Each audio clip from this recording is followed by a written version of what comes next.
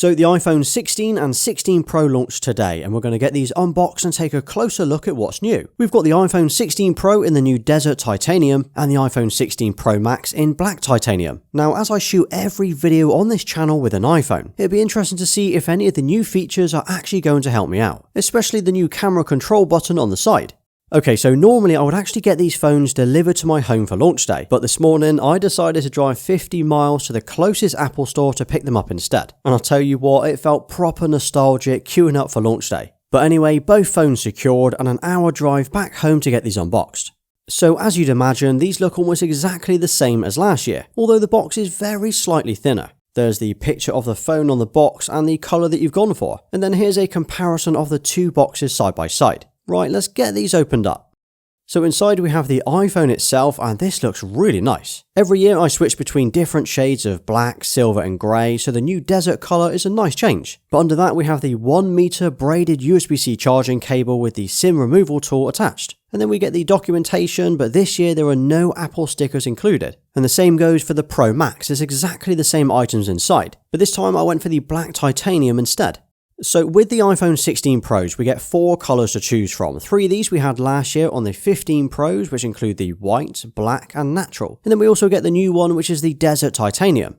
Now last year I went for the natural colour as it was new, but this year I've actually gone back to black for my main iPhone and then the desert colour for my wife's. Personally, I think the natural colour is probably the cleanest overall. It gives me the original MacBook vibes. But I wanted to at least feel like I had a new phone, so I went for a different colour this time. And just like we've had before, this looks really clean. It's got that nice flat black finish to the rear and the dark titanium bands around the sides. I mean, let's be honest, it's the most boring colour to choose. In fact, I'll only end up hiding this away in a case anyway, so the chances are I won't see this that often. And then there's the new Desert Titanium, and this has a sort of muted gold tone to it. So hopefully you can see the colour coming through now. I guess if you wanted the gold colour to really pop, you'll probably be disappointed with this, as it's only got a very slight hint of gold.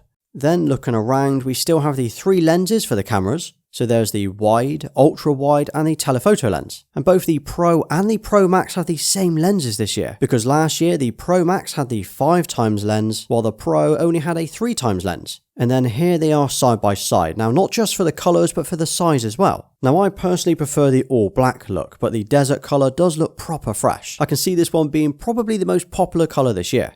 And as for the size and weight, well, the new models have increased a little since the 15. So they now weigh between 6 and 12 grams more and are slightly larger. But seeing them side by side, it's not really enough to notice.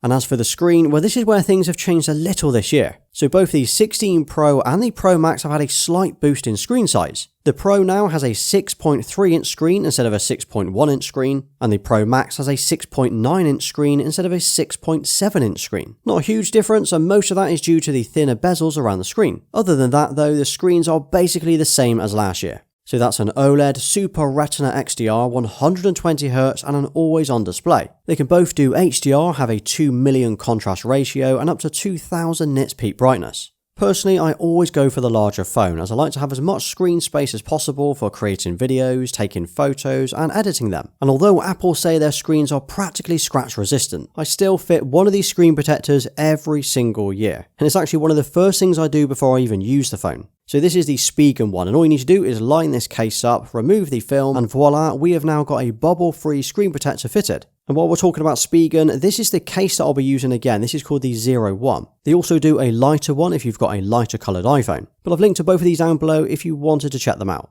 Now the biggest change that we've seen this year has been with this little button. Well, Apple don't really call it a button. This is the new camera control. It sits just below the power button, and the point of it is to give us quick access to photo and video settings. So if you press it while you're not in the camera app, it opens up the app and you can start filming or snapping away. And this definitely makes it a lot quicker to do than sliding or swiping up on your screen. So now if you're in, say, photo mode, you can press it to take a photo or tap and slide to activate the slider. And now you can zoom in and out.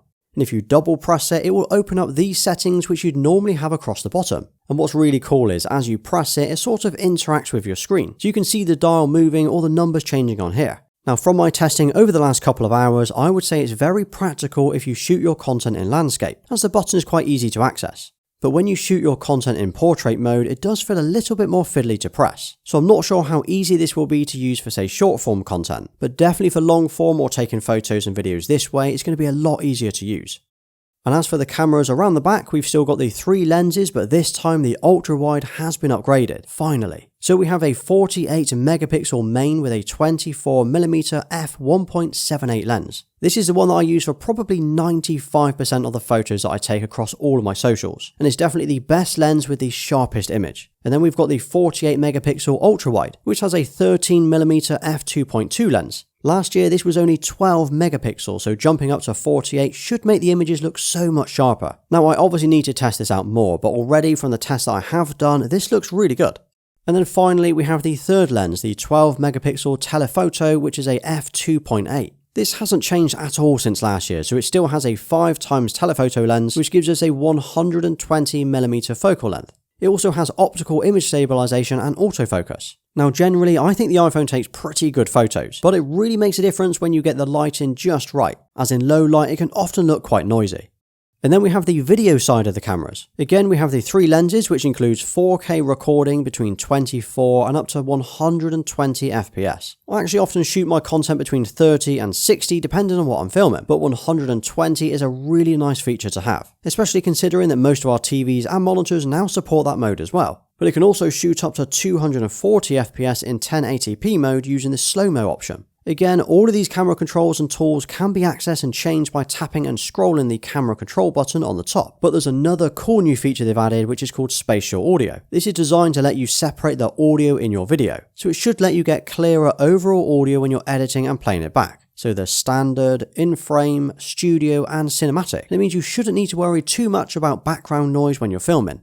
As for the specs, well, it's packing the A18 Pro chip, which is a nice step up from the A17 Pro that we had before. It's also got Apple Intelligence, USB-C, and another boost with the battery. So the Pro will now do up to 27 hours, up from the 23 hours last year, while the Pro Max will do 33 hours, up from 29 hours. That's actually a pretty decent boost, so it'd be interesting to see how that stacks up in real-world use. Now, I usually charge my phone every single night anyway. And after a year, my 15 Pro Max is at 96% battery health with 281 cycles. So when I mentioned at the start of today's video that I film all of my content with an iPhone, I'm seriously not joking. Every YouTube video, every short, every photo or story are all shot on iPhone. I actually started with an iPhone because I didn't want to invest in a proper camera, but each year the iPhones just get better and better. It's also ridiculously easy to film with as it's light, it has a decent battery, loads of storage, and it's always in my pocket. So I've got a couple of these monopods that I use instead of tripods, mainly because it has a smaller footprint on the floor. Then I've added these MagSafe adapters to the top so I can snap my phone on and off really easily. It's also great for switching between long and short form content without having to mess around with adapters. In fact, about 3 years ago, I actually uploaded a video that showed exactly how I made my content. Now, everything I covered in that is still relevant today. So if you want to know exactly how I create my YouTube videos, definitely give that one a watch. As for which storage and versions I went with, well, I got the 256GB for the 16 Pro, as this is one that my wife will be using. Then, as I'd already nearly maxed out my 1TB on my 15 Pro Max, I went with a 1TB again on the 16 Pro Max. Price-wise, the 256GB Pro was £1,099 or $1,099, while the 1TB Pro Max was £1,599 or $1,599. I did also add the 2-year Apple Care this time, as last year I dropped my 15 Pro on New Year's Day, so just a few months later, and I haven't even repaired it since. Now, I know this is a lot of money to spend on a phone, but this is my main tool that I use to create these videos every single week, and it's something that I use every single day.